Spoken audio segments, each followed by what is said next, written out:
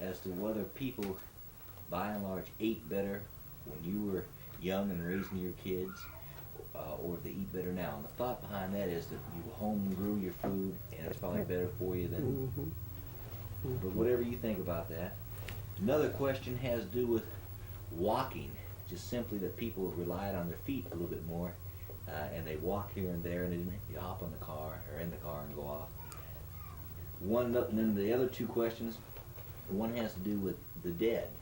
And I think, I might be wrong, but I think that you indicated in one conversation that, in your opinion, the dead were missed more years ago than they are now. In a sense, there was more respect for the dead, perhaps then, than there is now. True. Then another one related to the dead at funerals. And if you...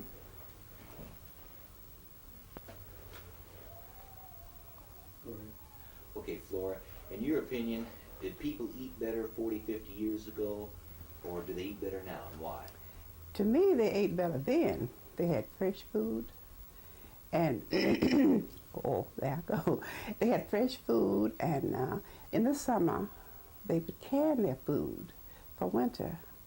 And that you didn't have in the winter, you could go and get it in a can. But now, everything has the preservatives in it, and that's not good for us. We go to the supermarkets, we get the food. That's all right. We can't control that. Start with, to me, they ate better then, and then go into why, so that the viewer knows exactly what we're talking about. Okay, we're ready again.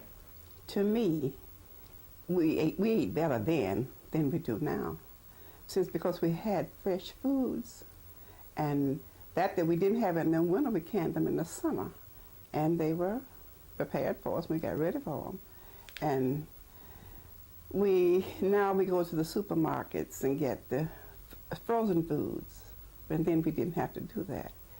We've canned it, and they had it there waiting for us. They walked from one end of town another 4 or 5 miles in a day. Whatever it took to get what they had to do, that's what they did. They walked and didn't think anything about it. Most people, we walked. We walked to church, and I'd walk to church and think nothing about it. But now I can't even walk to the corner. And most of the young people don't even now. My grandchildren, they don't even want to go.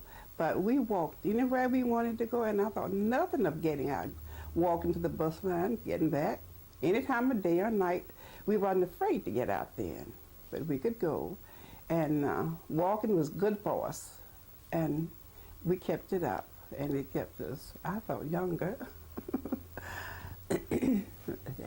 Years ago were appreciated and missed more than now today. Let me see if I can get that thought together. Wait a second, Leverance. The people then moved slower, and they had time to care and feel, and so when somebody left, they knew that they were gone. Something along that line. But whatever your thoughts are on it.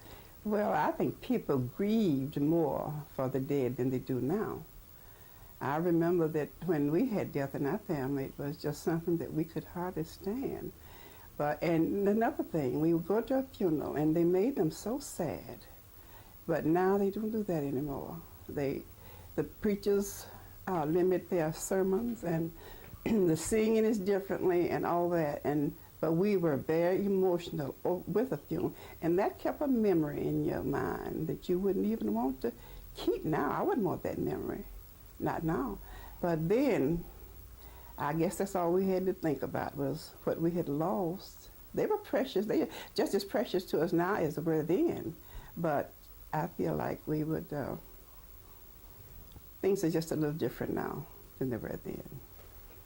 Overly emotional, and give us some examples of how they got everybody in the whole church crying and carrying on. Whatever they did, I wasn't there. You were. Well, let us know. I made it about as plain as I know how, because that's what they did. They prayed long prayers, long sad prayers.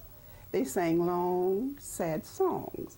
Well, that helps you to become emotional, because even though if you're in the funeral, if you have a grief in your heart, and you hear a sad song, it makes you sad, even now. And then the preachers would preach about the dead.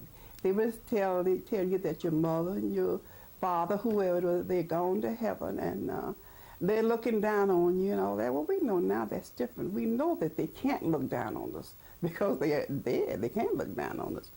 But that changes the trend some. That keeps us from grieving as much as we did then is because the ministers don't make it as sad. The people don't make it as sad. So we can take it a little bit better now than we could then. That's fine. Okay. Yeah, okay. If you look over to me, don't talk, I'll talk, and we just want you listening and observing, watching.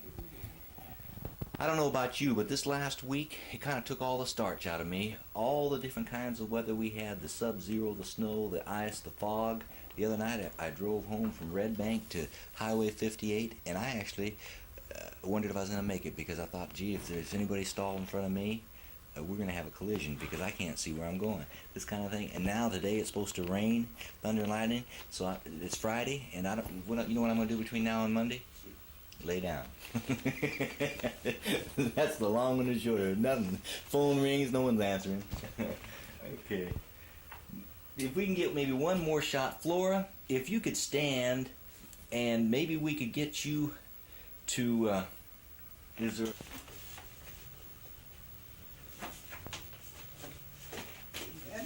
Just keep going.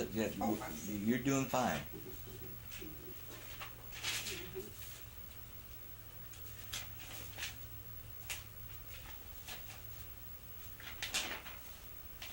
Suppose I find the number, then what? We say bingo. We're finished. We can go.